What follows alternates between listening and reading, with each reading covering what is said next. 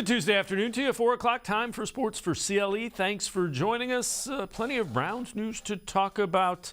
Let's welcome in Mary Kay Cabot, Browns beat reporter for the Plain Dealer, as well as cleveland.com. Mary Kay, I know you wrote an article a couple days ago. Myles Garrett was a key factor in the Browns deciding to go with Jim Schwartz. Take us through that, how important it is, and how that figured into the equation.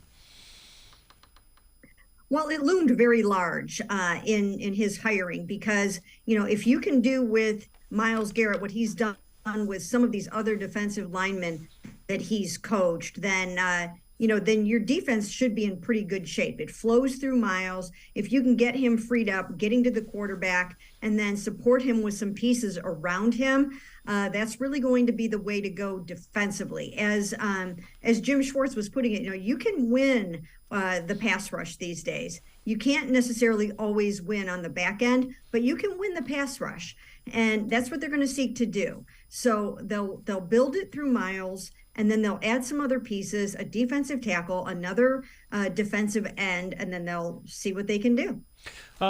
Jim Schwartz is a guy that was here at the very beginning of his career with Bill Belichick in the 90s. He's an experienced guy. What are they getting in Jim Schwartz? Well, the experience is huge. I mean, he's called so many games, like 400 games or something like that in the NFL. He's been a coordinator for 14 years, a head coach for 5 years. He's taken the team to the Super Bowl as a defensive coordinator. You're just not going to find somebody who has that much experience. And that's what this young defense needs. They're very young now, and they might get even younger if they draft some key pieces for that defensive line. So, they needed somebody that could come in here, take control, bring some discipline, some order, some organization, some structure, and have it be so that Kevin Stefanski can just leave that defense alone for the most part and focus on the offense. Is it fair to say that he's run a variation of this system for probably 14 years? He kind of knows, okay, if this is going wrong, here's how we fix it. Is that kind of what the thought process is in getting a guy with that much experience? Yeah, that has a lot to do with it. If you looked back to last year, there were games in which they just didn't make the in-game adjustments that they needed to make. And I really kind of think those days are over. I think the in-game adjustments will be there. They'll be out in full force. They'll know what to do. I mean, there was a situation, when, against the Cincinnati Bengals where a couple of the receivers at the last minute didn't play. I mean, you have to be ready to go with the adjustments for that. And I think that will be the case this time around. There's just nothing he hasn't seen. There's not any kind of a defense that he hasn't played. He can be very versatile. He's used all different kinds of players. He's up on top of all the latest innovations on offense. And so it was just the right move for them to make. I know you've answered this in the Hey Mary Kay. So we watched divisional playoff round over the weekend. How close do you think the Browns are to those teams? You know what? I actually don't think they're that far away, but I think they need 3 key pieces. There's 3 key players I think they need. I think they need a really good, speedy receiver, and not just anybody, an experienced receiver that has that good speed to stretch a defense. We know they need to have that defensive tackle, a really good, dominant defensive tackle, and they will need a good number 2 edge to replace Jadeveon Clowney. If they get those 3 pieces and then fill in with a number of other things, then I think they should be okay. They should be where they need to be, because I think Jim Schwartz should raise the level of ability of a lot of the guys on the defense that really underachieved last season. And then on the other side of the ball, with Deshaun being in there for the whole 17 games, that should really help. All right, let's talk a little bit about wide receivers. And I know you've answered this. How do you think DeAndre Hopkins would fit with the Browns offense? And do you think the Browns would be interested in trying to acquire him? It's hard to say. He doesn't really fit their profile. The analytics world doesn't really go out spending a lot of money on the 30-year-old type of guys. But I suppose some of it would depend on, what you could get him for. Some people say you could probably acquire him in a trade for a mid-round pick. Then you'd have to work out the money. That's a big consideration because he's got pretty big cap numbers over each of the next 2 years. But let's say Deshaun Watson comes to you and says, I really have to have DeAndre Hopkins. That's what I need. If he says something like that, then I think you would put a lot of stock in that. So never say never, but right at the moment, a receiver turning 31, making that kind of money isn't what they usually like to do. And it doesn't really fit the need that we had talked about earlier with a guy that has some speed and creates a lot of. And don't get me wrong, DeAndre Hopkins is a really good receiver. He just doesn't have the skill set that they appear to be lacking in the wide receiver room. Yeah, I mean, we'll see. And, Anthony Schwartz, of course, has the speed, but he hasn't proven that he, can be on the field consistently and get the job done. So I really think that you need to look somewhere else for your speed. And I think, when I watched the games over the weekend and even last year too, you just see some incredible receptions, just some amazing catches. And that's what has to happen. I mean, I think, Deshaun will raise the level of guys around him, but you also have to have guys that help raise your level. And I think that's what he needs. Yeah, I would agree. You saw the ball, guys in space making plays. And that's kind of what I think the Browns need from a receiver or a running back for that matter. So we heard Chad O'Shea has interviewed for the offensive coordinator's job with the Jets and the Ravens. You mentioned in an article that Drew Petzing could also draw attention. Do you expect a lot of changes to the coaching staff? I expect some changes to the coaching staff, not necessarily a lot. It will depend on if Chad O'Shea decides to take that Ravens job. I doubt he'll take the Jets job just because that would be a really tough gig. I mean, at this point, I don't know that would be like the best move for him in the world, but I suppose he could possibly be intrigued by the Ravens job. So we'll find out what happens there. In the event he takes that job, then obviously you have an opening at wide receivers coach. And then, as I mentioned before, Drew Petzing might have some chances depending on who takes some of these head coaching jobs. So those are a couple of the things that could possibly happen on offense. And then on the defensive side of the ball, we know that Jeff Howard interviewed with the Chargers for their linebacker position. Don't know if that'll happen or not, but I do expect there to be at least a couple of changes on the defensive side of the ball. And then special teams wise, I had heard that, as of about a week ago, Mike Prefer was told, for all, it just seems like he's safe and he will be coming back. But we must note that's not written in stone yet. All of these decisions will be finalized over the next 2 or 3 weeks once all of these coaching staffs and these head coaching positions are filled. And the other thing about the defensive coaches, Jim Schwartz deferred to Kevin Stefanski, and you can be sure Jim Schwartz is going to have some input, but he made it seem like if Kevin Stefanski had a guy or 2 or 3 that he wanted him to keep, he's more than willing to do that. Yes, absolutely. He made it clear, this is Kevin's staff, not my staff.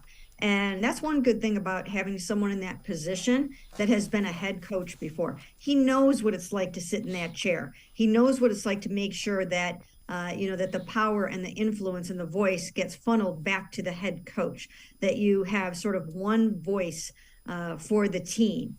And so, I think he's making it perfectly clear that, he's not going to go out and start filling up the staff with, 3-4 guys that he's worked with before, that he will defer to Kevin on that. Yeah, and I had said at the beginning I kind of wanted a Bill Callahan style coach for the defense, and I think that's exactly what they got in Jim Schwartz. All right, before we go to break, let's head to the voicemail of Truth and Reason.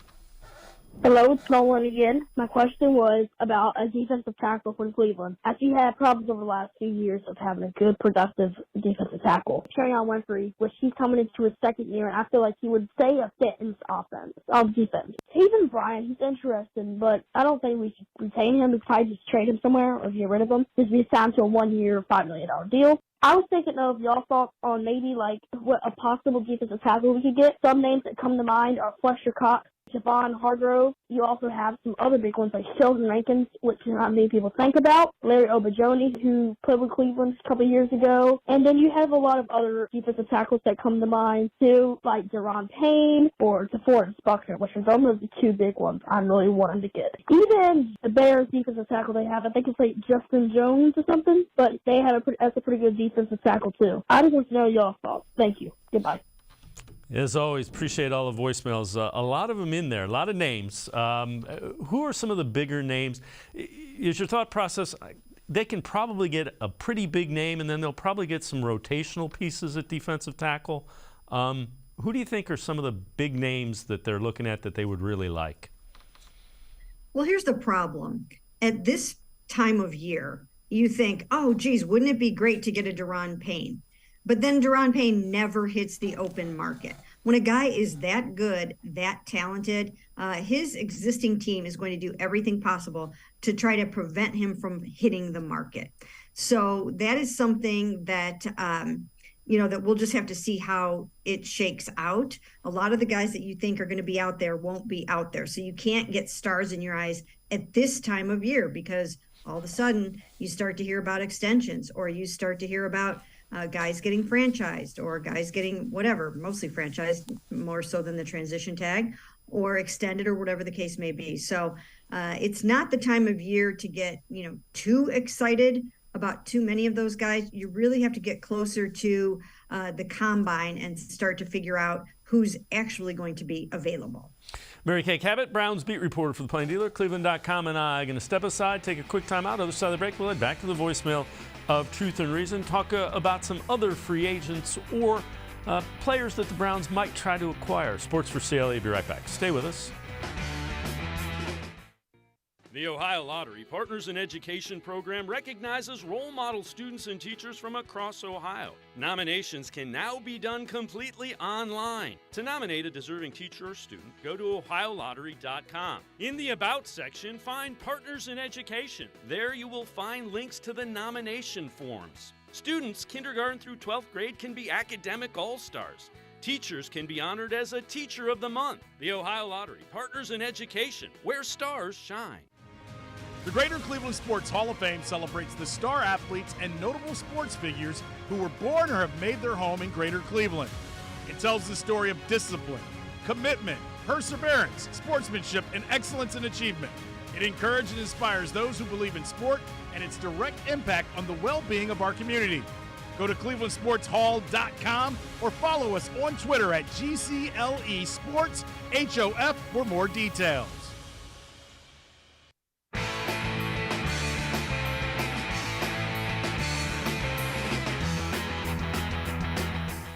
We continue talking Browns with Browns beat reporter from the Plain Dealer and cleveland.com, Mary Kay Cabot. Let's head back to the voicemail of Truth and Reason. My name is Ryan from Dayton, Ohio. Assuming that wide receiver and defensive tackle are our biggest needs, would you rather pick up a defensive tackle in free agency and draft a wide receiver, or pick up a wide receiver and draft a DT, assuming that you only have the cap space to sign one big name in free agency? Thanks for taking my call.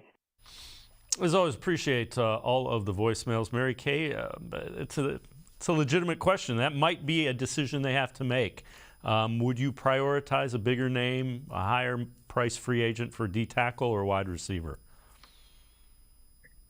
You know what? I'll tell you, I have tried to rank the three positions that I think they need in what order of importance I think they are. And I think they're all important. I really do. I think they're all vitally important. I suppose at this point, you might go D tackle if you could kind of find a really good pass rushing defensive tackle. You probably would want to put that first. But I think it's important that Deshaun has that receiver we've been talking about. And I think it's important for Miles and everyone else that they get that number two edge, a really good number two edge. I mean, if you look at it, Alex Wright didn't have any sacks. Now, maybe Jim Schwartz can bring out the best in him as well, isolate him, get him going, and get him moving forward in a hurry as well. But at this point, I think it's hard to prioritize one over the other. And then you're going to have to make sure that you have the money for all these guys. But I don't think that's going to be that big of an issue. I think they can clear enough cap space to do what they want. And again, they do have the contracts to extend out as signing bonuses and the like. One thing they do know how to do is move money around to get under the cap. All right, big name NFL players who could get cut in the 2023 offseason. This is from Bleacher Report. There's 3 of them, so let's go through them. Wide receiver Michael Thomas from the Saints has been really injured the last couple of years, hasn't played much. Wide receiver Corey Davis from the Jets. And then edge rusher Frank Clark from the Chiefs. And Frank Clark's from Glenville High School here in Cleveland as well. Assuming all 3 of those hit the market, do any of those have an interest, do you think, for the Browns? And if so, which ones? You know, I really don't know at this point which ones of those guys that they might be interested in. But certainly if you play a position of need for them and the money is right and the age is right. I mean, they like to get guys in the prime of their career. So again, they're not usually looking for the 31-year-olds, the 32-year-olds. You know, they go for guys, maybe 27, 26, 27, 28 years old in free agency is what you'd be looking for. And then, not necessarily the, top of the market salary. So, you kind of have to see how things go. But, they do have needs without that first round pick that they're going to have to try to fill either via trade or free agency. All right. This, again, from an article that you wrote. Browns were able to keep Bill Callahan, working on an extension for him, and they hope to keep Ethan Posick. How important are those 2 things to the offensive line? Which, again, the offensive line has not been a problem. Yeah, I think, keeping Bill Callahan with the extension is vitally, vitally important. And hopefully, that remains throughout, the whole rest of the offseason and that they can actually really pull that off. I know he likes it here. He's really good for a developing young player like Jed Wills. He got Ethan Posick ready to play in a hurry. He's just done a really nice job with the offensive line. So that's good for them. And then as far as Posick is concerned, he played so well that he might have played himself out of the market here because he is going to get paid in the offseason now. And they're going to have to determine, can they pay all of these offensive linemen double-digit millions? And that's basically what it's going to be coming down to. Jed Wills, they'll probably pick up his 5th-year option. So for that next season, he'll be in the $14 million range. And then you've got the other offensive linemen in the 12, 13, 14, $15 million range. So, so it starts to get pretty pricey there. So we'll have to see how that goes because you don't know if you can count on Nick Harris at center. It's really hard to say if you can do that. So it's definitely a position to watch. Yeah, and along those lines, you mentioned 5th-year option for Jedrick Wills' draft class, and it would it came out from over the cap. It would be $14.75 million. So they have this season to kind of play that out. But again, left tackle, that's a position that gets paid. So if Jed Wills is competent, $14.75 million is pretty good for a competent left tackle. Yes, it is. And again, if he had made some Pro Bowls and had some other accolades, it kind of goes in tiers on those 5th-year options. But he doesn't have any Pro Bowls, so he's just going off based off playing time. So it's the lowest tier 5th-year option, and really that's not that bad for for a good starting left tackle. So I think they will go ahead and pick that up. That'll happen by May. That's fully guaranteed when you actually go ahead and pick it up right from the jump. But they'll do that. And then they'll continue to build on that line and make sure that they have Deshaun Watson well protected. All right. This is from Pro Football Focus as well. So one free agent each NFL team can't afford to lose. For the Browns, they say Anthony Walker. Cleveland can't afford to spend much money on defense outside of investing in their interior defensive line. Makes Walker a solid option here coming off a torn quadricep tendon injury. Had almost an 86% coverage grade the last 2 seasons, 3rd in off-ball linebackers. Mary Kay, the run defense kind of showing up as not being effective coincided, I think, with the injury to Anthony Walker. He was playing really well when he got injured. He really was.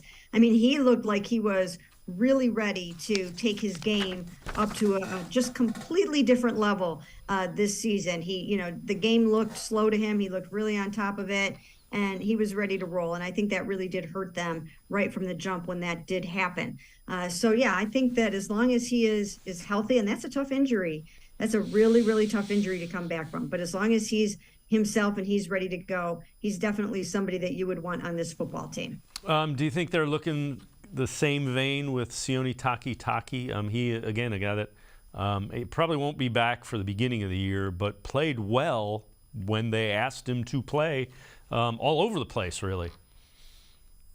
Yeah, he did a really, really nice job. He's so underrated as a run stopper.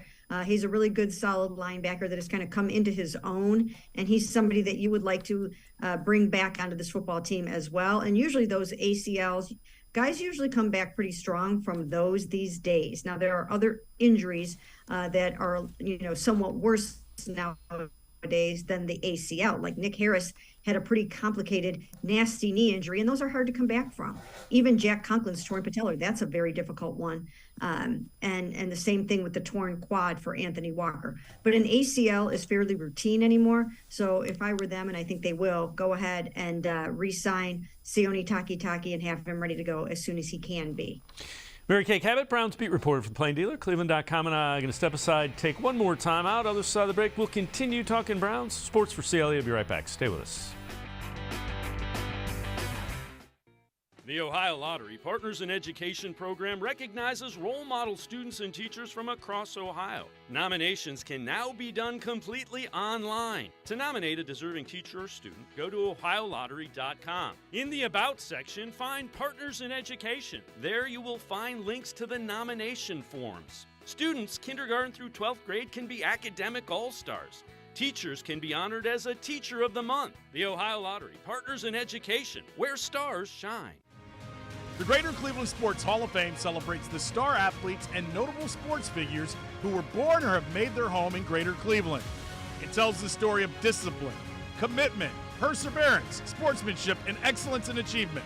It encourages and inspires those who believe in sport and its direct impact on the well-being of our community. Go to clevelandsportshall.com or follow us on Twitter at GCLE Sports HOF for more details.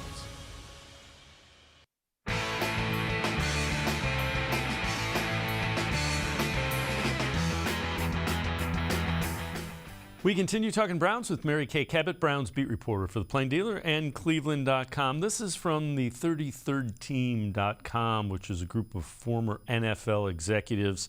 They have odds on teams for the Super Bowl and percentages of likelihood. So this is for 2024, Browns plus 4,500, 2.2%. Watson's rust can be easily explained by his nearly 2-year absence. He'll still only be 27 years old at the start of next season. It's easy to see Watson rebounding to the elite tier of quarterbacks. If we knew the 2020 Watson was on the Browns roster, these odds would be closer to plus 2,000, so better than twice as good. Do you think that's fair to say, Mary Kay? If Watson is back, they're saying that they're kind of in the mix to be a playoff team. Yeah, I think so. Now, having said that, the thing about the Cleveland Browns and Deshaun Watson, it's such an incredibly difficult division to get out of. I mean, it's hard. These guys, there are a lot of good teams in the AFC North, as we know. I think Lamar Jackson is expected to be back for the Ravens. We know what the Bengals have been up to. The Steelers, you can never count them out. I mean, we figured that out this year. So, it certainly isn't going to be easy because they all have to continue to play each other. And, someone's got to try to run away with it a little bit. But certainly if Deshaun is the Deshaun of 2020, they should be right in the thick of it all the way until the end. Again, this one, quarterback power rankings and tiers from Pro Football Network, just to give everybody a lay of the land of what they're thinking. Tier 1 elite is Mahomes and Josh Allen. Tier 4 useful but limited, that's where Jacoby Brissett resides, 21st overall. Tier 5 concerning, Matthew Stafford, Russell Wilson, and Deshaun Watson. Difficult to tell how much of Watson's low level of play this year is just rust or it's something now that's part of who he is as a quarterback. I don't know about you, Mary Kay. I think that's a little harsh just because not only is it the time off, it's a different system. It was a system that kind of was a hybrid for his skill set and then Jacoby's skill set. There was a lot that he had to work through there in those final 6 games. Yeah, there were a lot of things to deal with. The rust game, you have to, there was an emotional component to that game. Hadn't played for 700 days, had been suspended for 11 games. So that one was very difficult. It was like his first preseason game, really, not really knowing the offense that well, not really knowing the personnel that well or the tendencies of any of his pass catchers. So that one was almost a wash. And then then you had the freezing game, the Ice Bowl in Cleveland, and that was a difficult game where he kind of heated up a little bit, but his receivers dropped 3 touchdown passes. And so that one is a tough eval for him. So there really only were about 4 games where you could honestly say that these were sort of normal games to try to evaluate him in. And so, yeah, it's, it'll be interesting to see if they can get off to a fast start because they will need to. I mean, you just cannot fall behind in the early part of the season with how tight that AFC North race is going to be. So the question that comes to mind is, what do you think the ceiling is for Kevin Stefanski's offense with Deshaun Watson? Well, it should be pretty high. I mean, that's what this is all about. That's why you go out and you spend $230 million and you give up all those draft picks. You're going out and trying to find yourself the closest facsimile you can get to Patrick Mahomes and to Josh Allen and to the elite quarterbacks in the NFL. That's what they're doing, and the Joe Burrows. And that's what the Browns feel they have. And they will know, I would say 6, 7, maybe 8 games into the season if it's going the way they need it to go. When you look at it, do you think they need to add a couple of pieces, a piece? What do they need to add in order to give Deshaun Watson what he needs to make this offense where it should be? Well, I've said many times that speedy receiver, so definitely that. I would even think about maybe adding one more veteran receiver. I don't think you can have too many of those really good guys. Look what Joe Burrow has when he looks out there. And then as far as a tight end, maybe you go out and you get another really, really good pass-catching tight end to pair with David Njoku. So those are some things that you could think about adding. Mary Kay Cabot, Browns beat reporter for the Plain Dealer, cleveland.com. As always, appreciate the time and the insight. Thanks very much, Mary Kay. Thanks for having me. Mary Kay Cabot, make sure you check her out. Pages of the Plain Dealer, cleveland.com. Always really good, insightful Browns coverage. We're going to step aside. We continue talking Browns. Casey Kinnamon from Dawg Pound Daily. Straight ahead on Sports4CLE. Stay with us. Come back to go forward. Back to learning new things. Back to pursuing your dreams. Tri-C has flexible learning options to fit your life. And every year, more than 1,000 local companies provide Tri-C students with real-world learning. The right education can boost your lifetime earning power by hundreds of thousands of dollars. Start now with a college education you can afford. Tri-C, where futures begin. The Ohio Lottery Partners in Education program recognizes role model students and teachers from across Ohio. Nominations can now be done completely online. To nominate a deserving teacher or student, go to ohiolottery.com. In the About section, find Partners in Education. There you will find links to the nomination forms. Students kindergarten through 12th grade can be academic all-stars. Teachers can be honored as a Teacher of the Month. The Ohio Lottery Partners in Education, where stars shine. I am powerful beyond my wildest imagination. I will define my future. I will keep challenging myself to improve. Because I am a future leader of this great nation. I will be responsible for raising a beautiful family. And educating not only my generation, but many more to come. I will make a difference in my community. And I will stand up for what I believe in. I will not settle for simply chasing my dreams. I will achieve them. Because I was given a chance. An opportunity. A home. At Family, Career, and Community Leaders of America. The ultimate leadership experience. FCCLA has been one of the greatest experiences of my life. It's made me who I am today. Join us. We'll build a new future together.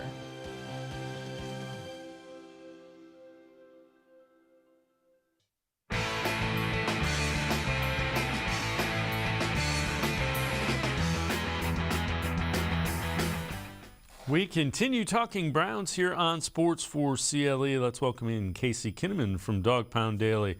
So, Casey, haven't had a chance to talk to you about Jim Schwartz yet. What do you think with that hire by the Browns? I was ecstatic about the hire. I think it's the most sensible thing they could have done for where they're at right now as a team and with the personnel they currently have. But to be honest, I didn't see that move coming. I thought they were going to double down on their process and take Sean Desai, which I'm not saying would have been a bad hire, but it would have involved a lot more moving parts, and I think it would have taken a lot longer to gel, switching maybe to a 3-4, and you're making personnel decisions about Alex Wright and other players. I think with Schwartz, I think you're going to be able to hit the ground running. I think you're just going to sharpen the positions that you already have. It's going to be great for the cornerbacks. Miles will flourish in this system. I think that this was the best move they could have made. And when we talked about it a few weeks ago, you spoke about them needing a CEO type. That's exactly what Schwartz is. He can handle his business on that side and provide a fiery coach that the Browns, frankly, didn't have on staff. Yeah, I said I wanted a Bill Callahan type for the defense, and I think that's exactly what Jim Schwartz can be and will be. All right, we watched the divisional rounds. Yeah, boy, you got to deal with Joe Burrow for a while, huh? How far away do you think the Browns are from those teams? Not as far as it feels. I definitely think it feels like it's a million miles off. But 2 years ago they were in the same position they would have been playing this weekend.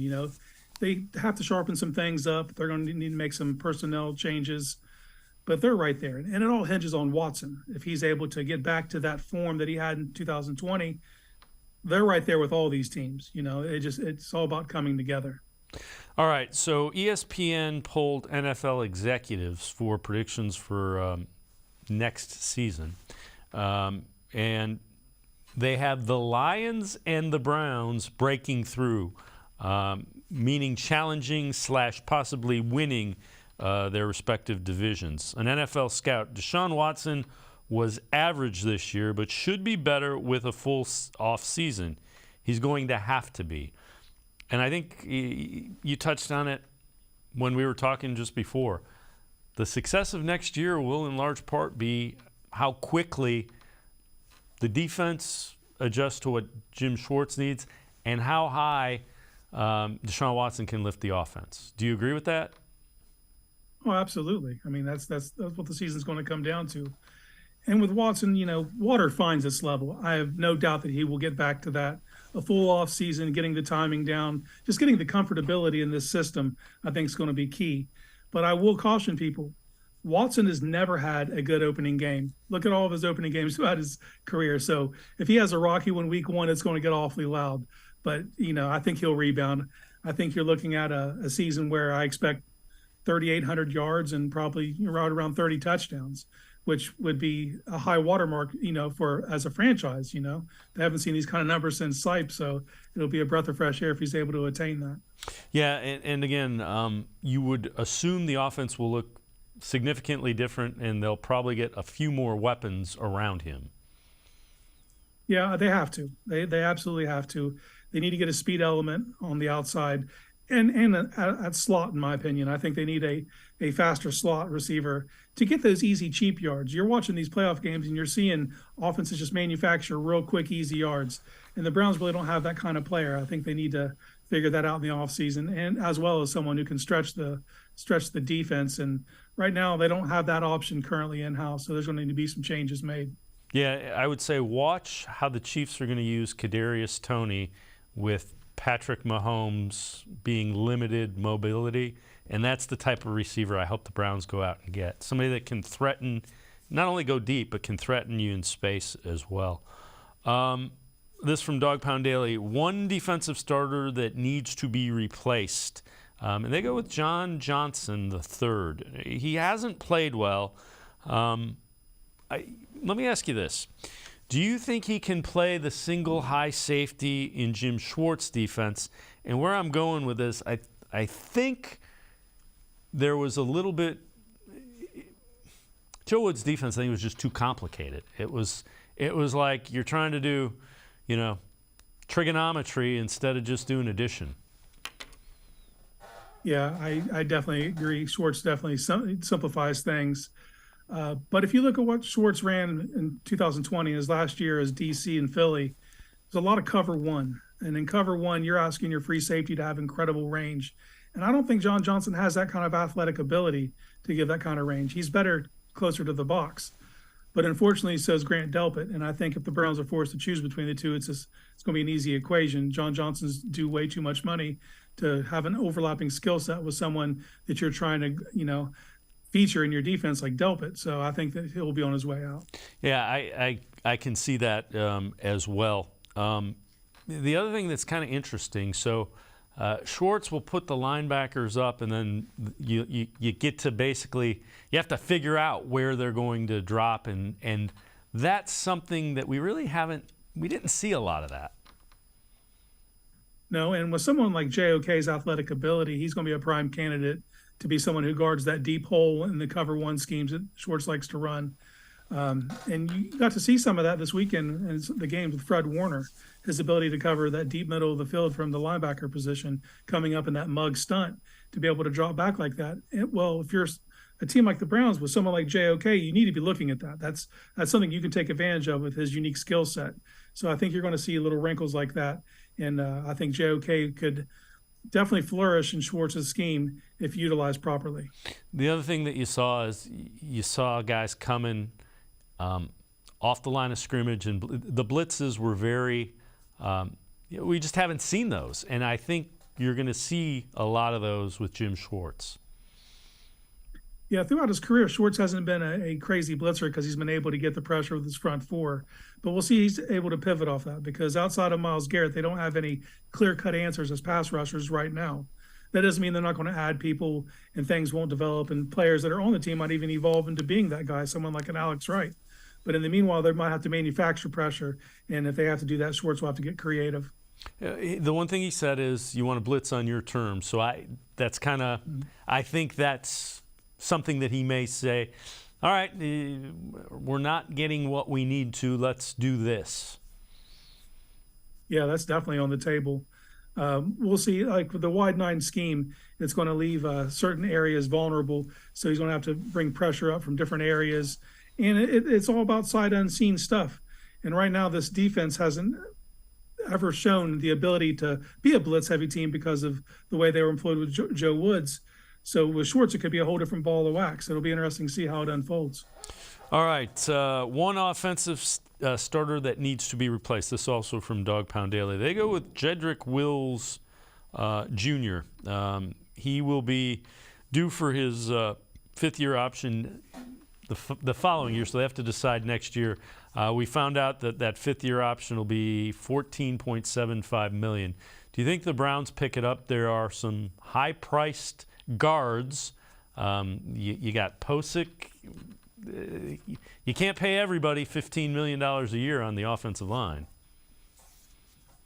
Yeah, that's true. You definitely can't pay everyone like that. But I do believe they pick up the extension. I believe they pick up his fifth-year option.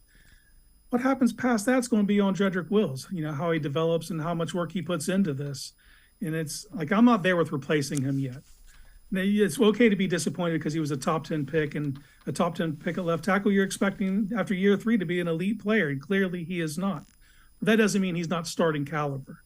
So I think we need to lower expectations based on what we've seen, because if you were to poll 31 other GMs, you'd get some differing results. But I think you would find that some of those guys would rather have Wills as their left tackle than who they currently have. So it's not as bad as it seems. It's just disappointing because of where they took him in the draft, but at this point that can't matter. It's just, is he getting better, and is he starting caliber? And I think you can say yes to both of those. Yeah, I would agree. And the other thing is left tackle is a position, it's an elite position because it's quarterback's blind side.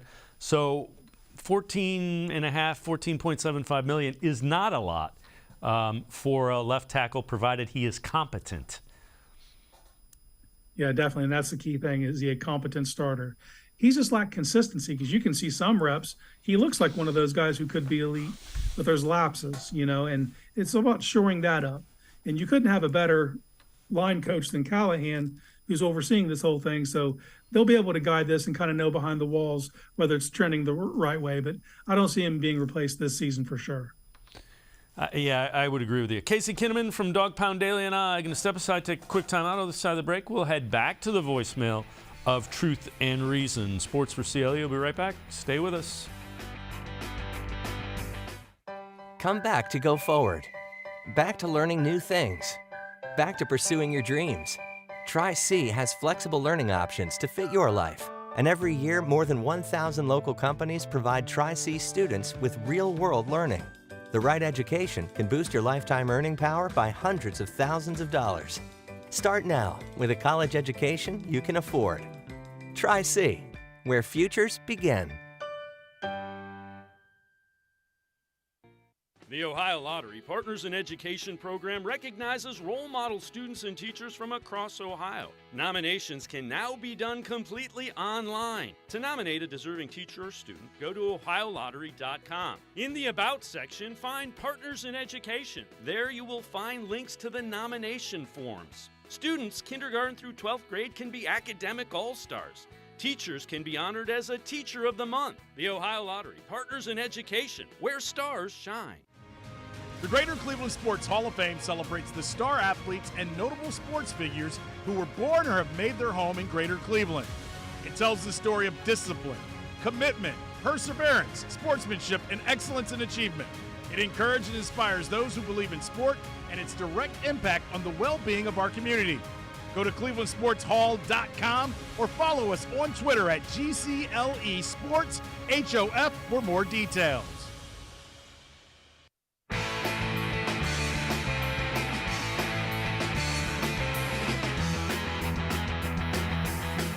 We continue talking Browns here on Sports4CLE with Casey Kinnamon from Dog Pound Daily. Let's head to the voicemail of Truth and Reason. Hey guys, I'm for Kevin Stefanski giving up play calling and hope Van Pelt wants to stick around and become the play caller on offense so that Kevin can oversee the entire team along with game management. And we know how game management suffered this year. The playoff win where Van Pelt guided a Baker Mayfield-led offense to a 48-point output compared to Stefanski's output versus Pittsburgh. Well, the 6 times he called the plays versus Pittsburgh, we scored 7 points, then 24 points versus Pittsburgh, and that was versus their second-teamers in 2020. 10 points and 14 points in 2021, and then this year, 29 points, and recently 14 points. That comes out to an average of roughly 16 points per game versus the 48 by Van Pelt. Might be an oversimplification, but the Browns do like their analytics, I might add. Thanks for taking my call. Bye now. As always, appreciate all of the voicemails. Casey, I get there's some truth to it. I think the game management has to get better. The 48 points, if you remember, the first snap of the game was over Roethlisberger's head, and it kind of spiraled out of control. So, look, Kevin Stefanski's play calling hasn't been the problem the last 2 years. The defense at the beginning of the year has been the problem both last 2 years. Yeah, Stefanski got this job because of his offensive mind. I think that, it's a collaborative effort. They've been on record with this. Van Pelt's definitely has an influence in what gets called. So does Callahan, and so should Stump Mitchell. I mean, they have plenty of quality coaches on that staff. At the end of the day, Kevin Stefanski is going to be the play caller. Now, he does need to examine his process and, kind of streamline things so that things become easier for him, and as he understands Watson's game, to make sure that they're putting the points up they need to win games. That's point blank, and that's period. But I don't ever see him being that guy standing there like Mike McCarthy, just watching the game happen. I don't think that that's in his nature, and I don't think that's going to be on the table. So he's going to be their play caller for better or for worse. Yeah, and again, I get people's frustration. Nobody's ever happy. When you're losing, the play calling is always bad. It just is. This is from the Bleacher Report. 5 NFL coaches on the hot seat for 2023. Number 1, Brandon Staley from the Chargers. Number 2, Kevin Stefanski. 3, Ron Rivera. 4, Todd Bowles. Former offensive coordinator and assistant coach, shows an aptitude for building a strong offense, particularly when he scripts his initial plays. However, in-game adjustments and situational awareness tend to be lacking. Those are fair criticisms, and I get why they say he's on the hot seat. It's because the roster's pretty good. Yeah, I agree with that assessment. I mean, when the game's scripted, man, it looks easy, but then there's always a failure to pivot when the defense takes something away. So, like I said, that's some of the process they need to work on. But I think the perception of him being on the hot seat is from the outside. I don't think inside those walls it seemed like that at all.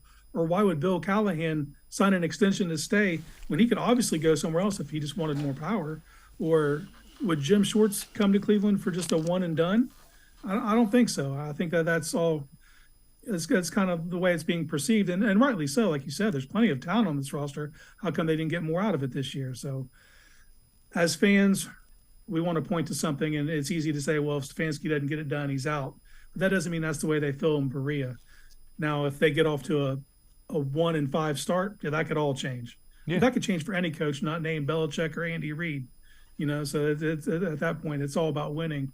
But I think, if they put some wins together, all this talk just goes away. Yeah, and I think they fully expect to, once if you're in those walls, it's like, all right, we've got the quarterback now. This is go time. You got him for a full off season. You can build an offense around who you think is an elite quarterback. That's why I paid him $230 million. The other thing I would say, Zach Taylor was 6-25 his first 2 years. So 6-25-1 to be exact. They're getting ready to potentially go to the Super Bowl in back-to-back years. So I'd calm down with making change. But to your point, if the season starts off poorly, it will go south without question. So let's take it a step further. First year, Kevin Stefanski was great, made the playoffs. Last 2 years have been disappointing. What do you need to see from Kevin Stefanski in this fourth year to make you think, yeah, he was the guy that we thought he was after year one? I mean, in short, it's just winning. But like when you take a step back and you look at the whole process, when he came in 2020, we had this cool, calm, collected guy come in, and it felt like, oh, we have a professional head coach now. And then the results reflected that. They were 8-3 in games that were decided by 7 points or less. The last season, it was 2-5 in games decided by 7 points or less. So that same even-keeled nature that he has came off as not being urgent enough. So it all comes down to how they take care of the little things, the in-game decisions, the situational awareness. But it comes down to how do you do in those close games? If the Browns are able to flip that and go 5-2, then they're in the playoffs right now, and it looks like the trajectory is nothing but up.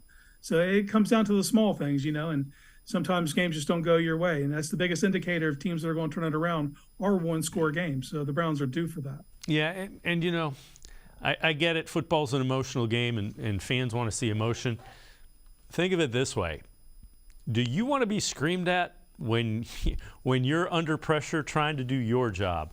I know I certainly don't, and I'm imagining none of the guys on the field do either. And neither would the fans that are calling for it. The guys that are getting mad saying, they need to show more fire. Well, do you want your boss to do that when things aren't going well? No. I think you need a guy of that even-keeled nature. But there's going to be a juxtaposition because you're going to have a fiery guy in Schwartz. And I think that's something this team was lacking, and they have addressed that.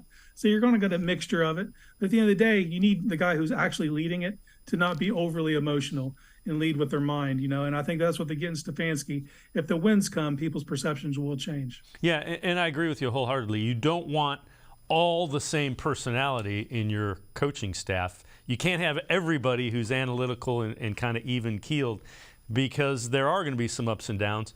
But the guy at the top has to be even. The guy making the decisions, you have to feel like he's not panicking. Exactly. That's the word, panic. He doesn't ever look panicked. You know, you don't want to see that out of your coach and see rash decisions being made. And I know everything's results based, so when they don't get a fourth down, it's looked at differently as if they get the fourth down. It's always going to be like that in the game.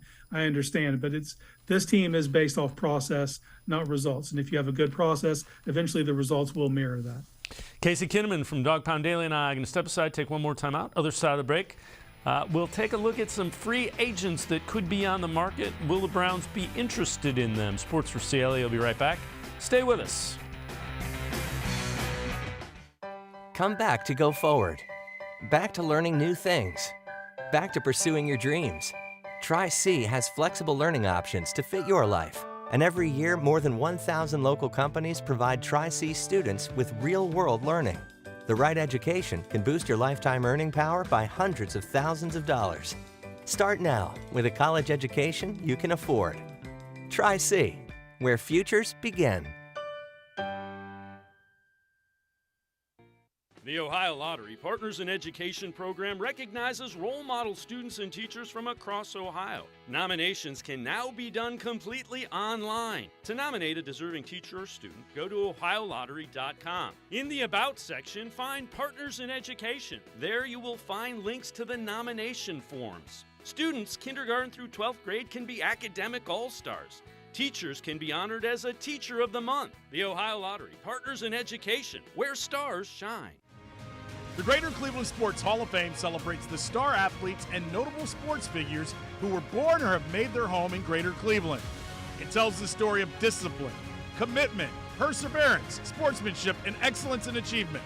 It encourages and inspires those who believe in sport and its direct impact on the well-being of our community. Go to clevelandsportshall.com or follow us on Twitter at GCLE Sports HOF for more details.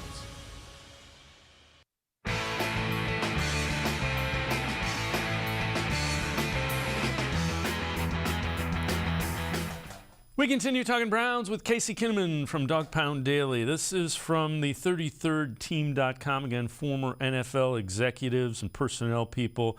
2023 NFL free agency, every team's biggest decision to make for the Browns.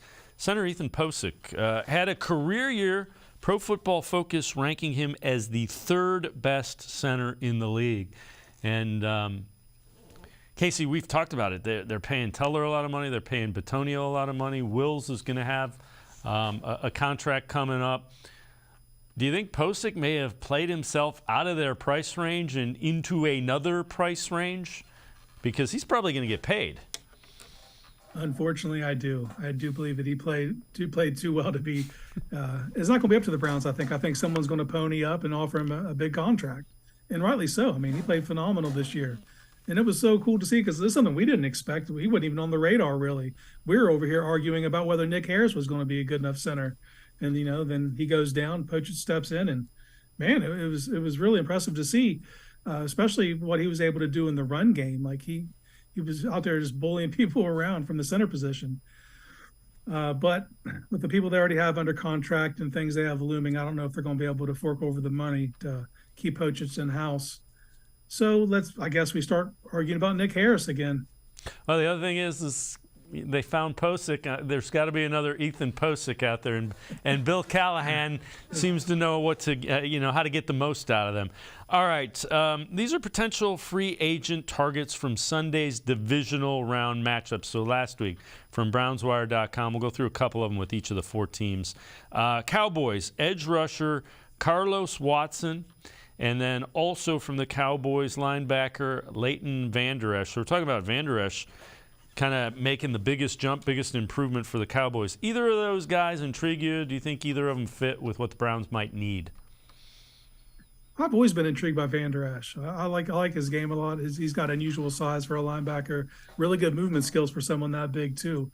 I don't know if he meshes quite so well with what Schwartz is going to want to do, but I'd definitely like to see what he's going to get paid and what he's requesting, because if it's something they could afford, it would definitely be an improvement to what they already have. All right, 49ers, a couple of defensive ends and a safety. So defensive end Jordan Willis, Safety Jimmy Ward, that's kind of an intriguing one as well. And then defensive end Samson Bukum. You like any of those? Do you think any of those fit? I love Jimmy Ward's game. He's super versatile.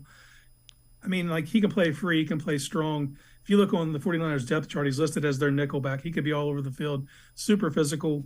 I don't know what kind of price tag he's going to demand. Also, keep in mind, he's 31 years old. But if he's someone that you could get under contract, I wouldn't hesitate to get him on paper.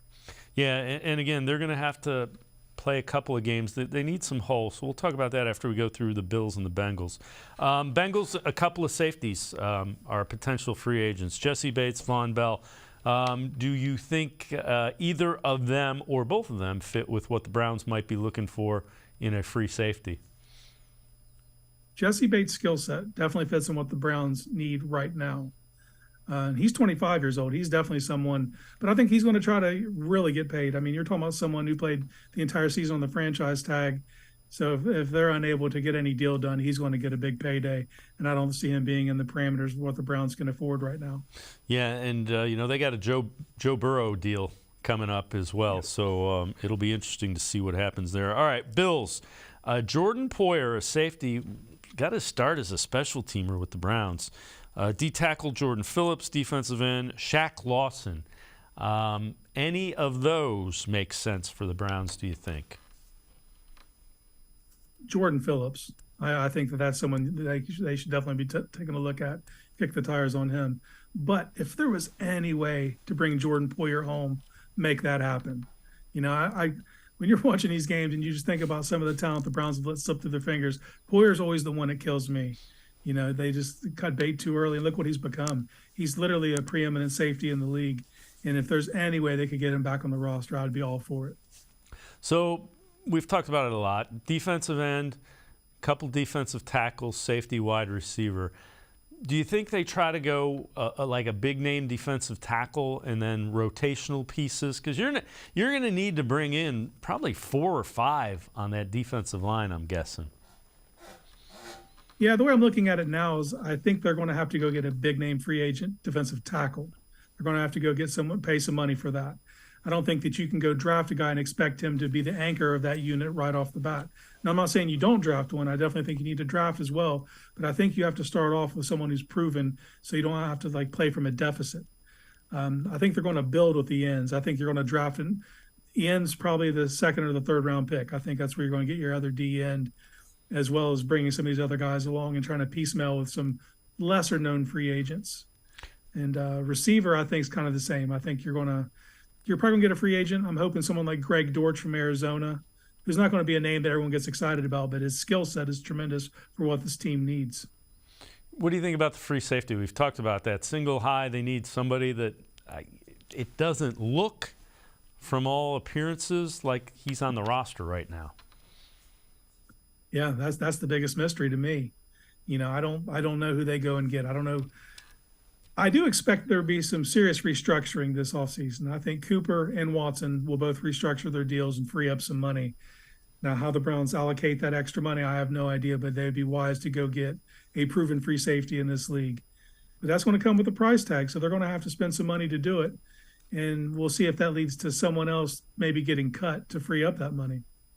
All right, before I let you go, 3 mid-tier free agents that make sense for the Browns. This from Dog Pound Daily. Number 3, Allen Lazard, wide receiver from the Packers. It'll be interesting to see if Aaron Rodgers moves, if they try to keep him or not. Number 2, Marcus Davenport, defensive end. And number 1, defensive tackle, Daron Payne.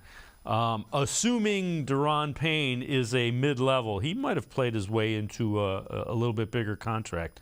Do any of those guys, who of those intrigues you the most? Well, Payne intrigues me the most. I just can't wrap my head around him actually getting out of Washington. I feel like they're going to franchise tag him and take him off the table. So if I had to pick from the other two, I would go Allen Lazard. He's huge, 6'5", 230 pounds, actually has really good top end speed, good red zone target.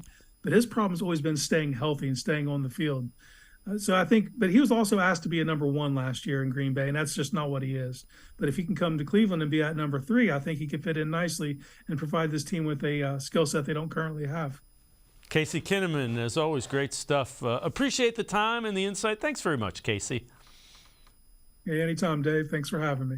Casey Kinnamon, make sure you check him out. Dog Pound Daily, always really good stuff. That's going to do it for this edition of Sports for CLE. We will see you back here tomorrow at 4 o'clock. Have a great night, everybody. See you tomorrow at 4 on Sports for CLE.